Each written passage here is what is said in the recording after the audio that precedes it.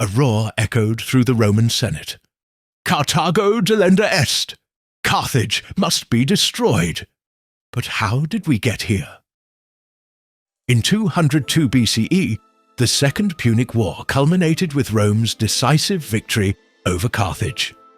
At the Battle of Zama, Scipio Africanus defeated Hannibal Barca, one of ancient history's greatest generals.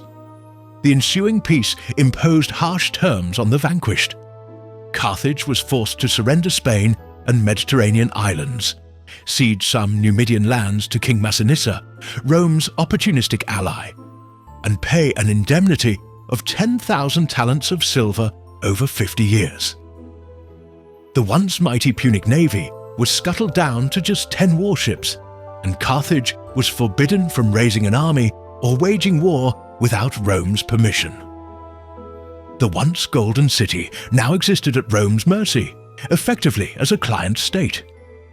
Many in Carthage were loath to accept these humiliations, but Hannibal himself urged compliance with the treaty. He knew the alternative was annihilation. The Romans rewarded Masinissa by recognizing him as king of a greatly expanded Numidian kingdom, granting him both his ancestral Massiliae domain and the western Numidian lands of Syphax. In the war's wake, the map of North Africa was radically redrawn.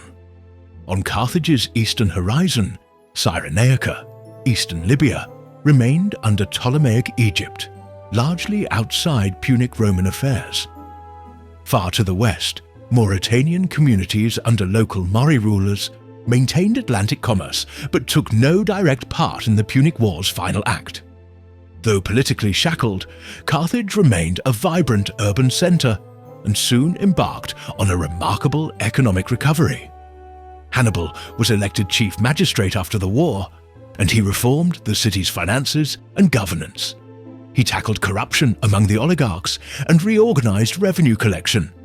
The city's economy rebounded so swiftly that by 191 BCE, barely a decade after the defeat, it offered to repay the entire remaining Roman indemnity in a lump sum. Rome, most likely valuing Carthage's subjugation over the money, refused the offer. Nevertheless, Carthage's ports again bustled with trade. Its farms produced abundant grain and olives, and the city's coffers swelled. This resurgence did not escape Roman notice. The Romans maintained strict diplomatic supervision over Carthage the entire time. When Roman envoys grew suspicious that Hannibal might be conspiring with the Seleucid king, they pressured Carthage to take action against him. The famed general, symbol of Carthaginian pride, was ultimately forced into exile to avoid being handed over to Rome. The old general wandered an exile's path, ending up in Bithynia, where he took his own life rather than be handed to Rome. Carthage remained rich, but it had lost its sharpest military and political mind. While Carthage toiled under treaty restrictions, Masinissa reigned over a unified Numidia from 202 BCE to around 148 BCE, over 5 decades of energetic rule. His kingdom stretched from his capital at Cirta, westward past the Maluta River, and eastward to the borders of Carthage's diminished territory. But much like his Roman allies, Masinissa was a restless expansionist. Under the treaty's terms, Carthage could not lawfully strike back at anyone without Rome's consent, so Masinissa steadily encroached on Carthaginian lands, raiding frontier towns and annexing pieces of their territory with impunity. When Carthage sought Roman arbitration against Masinissa, the Senate promised to look into it, but then let the years slip by. The Numidian encroachments remained unresolved. By mid-century, Masinissa had whittled down Carthage's hinterland and even begun meddling in its internal politics by backing a pro-Numidian faction in the Carthaginian government. Despite his predatory behavior toward Carthage, Masinissa cultivated an image of a civilized and innovative ruler at home. Classical sources praised him for bringing Numidia to new heights of prosperity, praising the Berber king for showing that Numidia could produce cultivated crops just as well as any other country, transforming what was once thought barren into productive farmland. Under his reign, Numidia became a breadbasket and a strong cavalry power. Masinissa founded towns, encouraged agriculture and trade, and maintained a large mobile army, including his famed Numidian horsemen, which he personally led even into his old age. But while Masinissa expanded Numidia's wealth and borders, Carthage's patience wore thin. It was a volatile situation, and eventually something had to snap. By the 1st century BCE, the long-simmering tensions in North Africa began to boil over. Within the city, political factions argued over how to handle the Numidian threat. A peace party counselled continued restraint and diplomacy, fearing Rome's wrath. For the nationalists, this was unacceptable. Events soon reached a breaking point. Led by a populist leader named Hamilcar, nicknamed the Samnite, the Carthaginians expelled some 40 senators who were aligned with Masinissa's interests. The exiled nobles fled straight to King Masinissa, urging him to intervene. Masinissa, sensing a way to destabilize Carthage further, demanded they reinstate the exiles. The Carthaginians refused, and Hamilcar and a group of supporters ambushed Masinissa's envoys, including his sons. The aged Numidian king prepared for war. By early 150 BCE, Masinissa marched a Numidian army into Carthaginian territory. He besieged the town of Oroscopa in the Carthaginian interior, and for the first time since Zama, Carthage decided to meet force with force. Violating the Treaty of 201, the Carthaginian government raised an army, 25,000 infantry and some disgruntled cavalrymen, under General Hasdrubal the Boetharch, and marched out to confront Masinissa. Carthage knew it risked Rome's punishment, but continuous Numidian aggression had left them little choice. Initially, the Carthaginian counterattack met with some success. As Hasdrubal advanced, 2 Numidian commanders and their invaluable horsemen defected to Carthage's side. Skirmishes favoured Carthage early on, but King Masinissa, despite being nearly 90 years old, proved as wily as ever. He refused a pitched battle at first and feigned retreat, luring the Carthaginian force deeper into inhospitable terrain. In the open plains, Masinissa finally turned to confront the Carthaginians. The armies clashed in a fierce, chaotic engagement that lasted many hours and wrought heavy losses. As night fell, neither side had achieved a decisive breakthrough, though Numidian forces had the upper hand. At this juncture, an unexpected Roman observer appeared on the scene. Publius Scipio Aemilianus, the adopted grandson of Scipio Africanus, the Roman hero from the Punic War.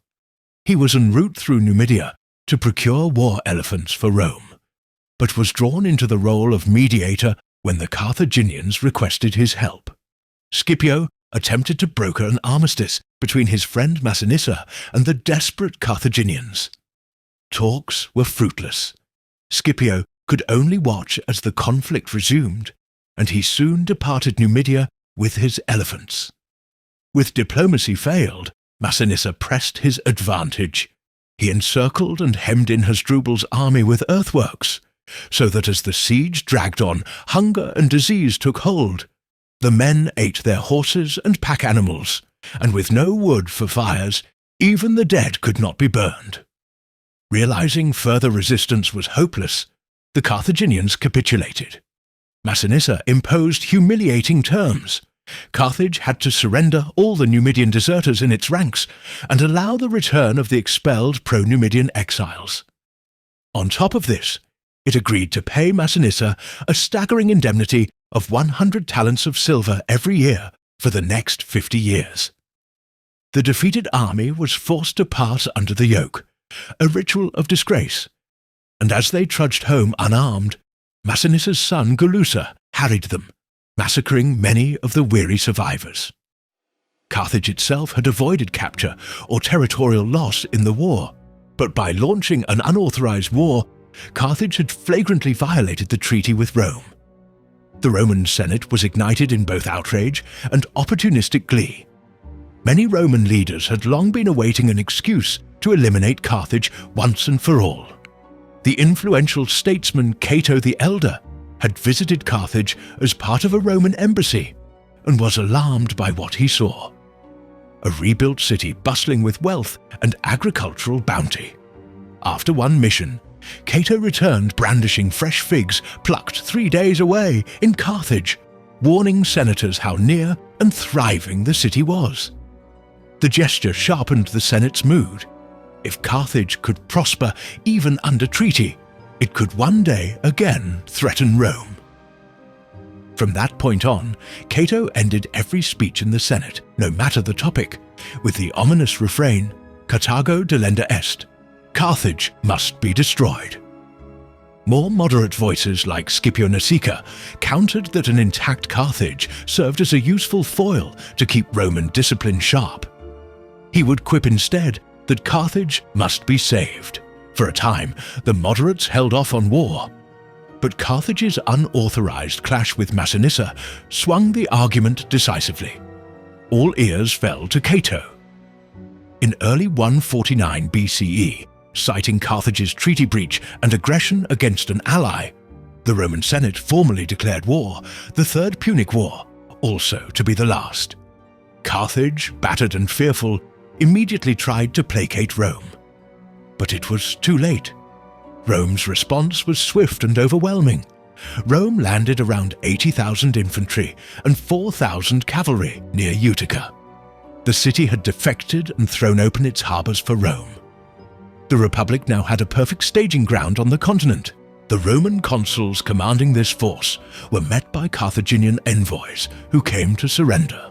Carthage's Senate apologized for the Numidian War and declared themselves ready to obey any Roman command.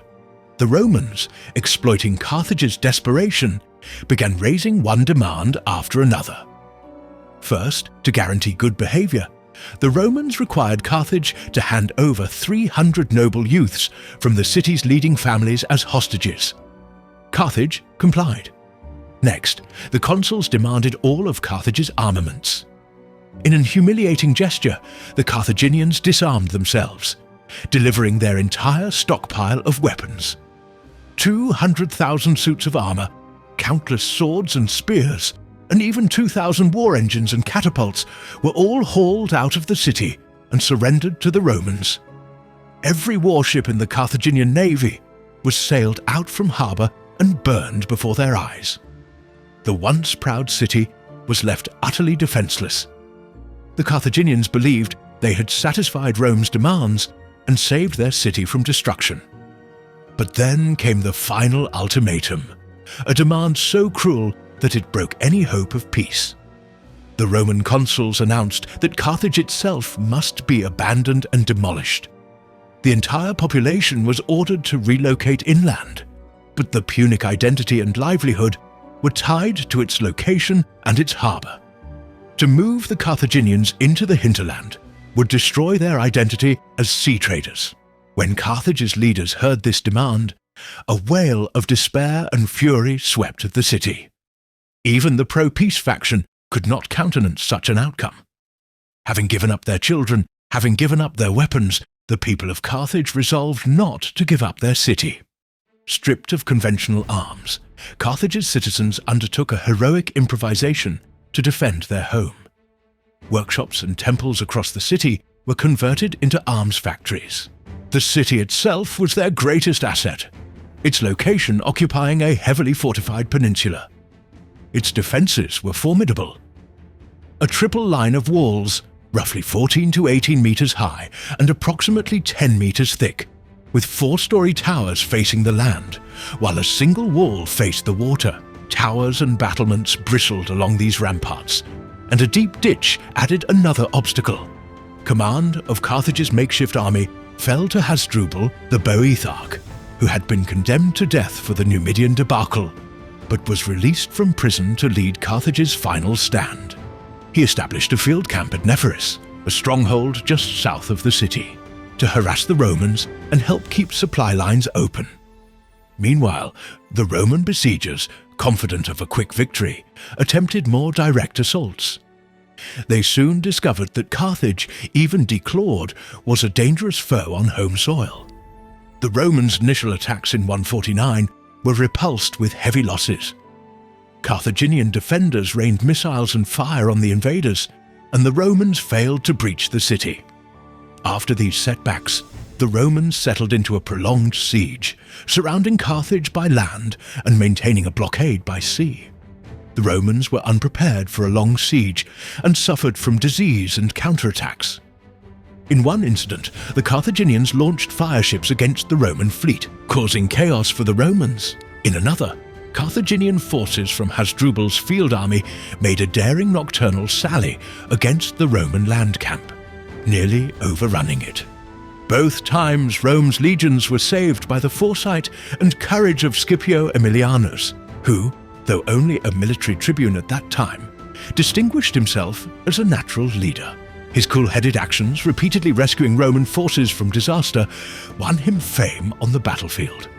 The siege wore on, and Roman impatience grew. The initial commanders made little headway in 2 years of fighting. In Rome, the political tide elevated Scipio Aemilianus, and he was elected consul for 147 BCE, even though he was younger than the minimum age. Arriving back in Africa as consul and given sole command of the war, Scipio at once set about reinvigorating the siege. Recognizing the city's lifeline was its harbour, Scipio undertook an engineering marvel. He constructed a giant mole, an earth and timber causeway, across the mouth of Carthage's harbour, attempting to lock the Carthaginians in and cut off the sea supply routes. But in turn, the defenders responded with ingenuity. The desperate Carthaginians built a new fleet of about 50 ships within the inner harbour, using whatever wood they could find, even pulling timber from buildings. Once ready, they burst out through a canal, hastily dug to bypass the Roman mole, and launched a surprise naval attack on the Roman blockade squadron. The battle was indecisive, but as the Punic fleet withdrew, miscommunication led to many Carthaginian ships crowding the harbour entrance, and several ran aground or were captured. Carthage's last hopes of breaking the naval blockade disappeared. The Romans then sealed the mole and completed the chokehold on the city. In late 147 BCE, he marched against the stronghold at Nepharis and captured the fortress. Now, the city stood alone, isolated and starving. Some Greco-Roman accounts also allege that the besieged revived old rituals, including human sacrifice to Punic gods. By the winter of 146, conditions inside Carthage were horrific, as plague likely hit the crowded city. Still, the Carthaginians refused to surrender. By spring, Rome delivered the death blow. Scipio launched a full-scale attack from multiple directions, concentrating on a section of wall near the harbour. The Romans finally breached Carthage's inner defences. The Carthaginians, though emaciated and outnumbered, fought savagely for every inch of their city. As Roman soldiers advanced, they encountered makeshift barricades in the narrow streets and attacks from the rooftops. The Romans had to literally clear the city block by block, using shields and fire to flush out defenders in brutal urban warfare. On the seventh day, organized resistance finally ceased. The last holdouts, several thousand people, had retreated to the citadel, the Bursa Hill, where the city first started under the legendary Dido. There, they hid inside the Temple of Eshmun, god of healing. But a tragic and iconic scene unfolded. Hasdrubal, the Carthaginian commander, left his family inside and surrendered himself to Scipio, reportedly begging for his life. The Romans set the temple ablaze to evacuate everyone inside. But Hasdrubal's wife, watching from the burning temple with their children, refused to surrender and leave. In a final act of defiance, she cursed her husband's cowardice and sacrificed their 2 boys in the fire, then leapt into the flames herself. This lurid, probably embellished episode has come down through the ages as a symbol of Carthaginian pride, choosing death over slavery. Hasdrubal himself was spared from execution, but Scipio took him as a prisoner to Rome to be paraded in triumph, after which Hasdrubal was allowed to live in peaceful exile. Scipio, surveying the ruined city, was said to have wept and recited a line from Homer about the fall of Troy, contemplating the fragility of human fortune. Yet Roman actions were far from merciful. The victorious legions put Carthage to the torch and systematically demolished what remained of the walls and buildings. Every trace of the proud metropolis was to be erased. The survivors, about 50,000 in number, were all enslaved, dispersed across the Republic as spoils of war. Roman soldiers supposedly ran ploughs over the land where Carthage had stood, and according to later metaphorical legend, sowed the soil with salt so that nothing would grow there again. In the spring of 146 BCE, Carthage was no more. After over 700 years of history, just 3 wars with Rome left the Punic civilization in utter ruin. With Carthage wiped out, Rome proceeded to reorganize the region, annexing the heartland of Carthage as the new Roman province of Africa. Utica became the new provincial capital. All the best agricultural lands around the former city, the rich farms of the Bagradus Valley, now served Roman interests. To the west, Numidia was rewarded and confirmed in its dominance. King Masinissa had died of old age during the siege of Carthage, but his kingdom survived him. Scipio oversaw a 3-way settlement between the Numidian king's sons.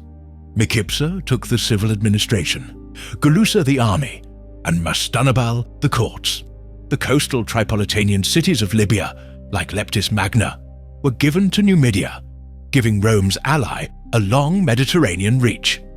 Farther west, the Moorish tribes of Mauritania had played little direct role in any of the Punic conflicts. Cato himself never witnessed Rome's victory, dying just before the first ships even set sail. In the short term, Roman veterans settled on ex-Carthaginian lands, and African grain and olive oil began feeding the growing republic. Punic language, gods, and memories survived in North Africa for centuries, ghosts haunting the backdrop of a new empire. Though Carthage was ash, Rome's hunger was only just beginning.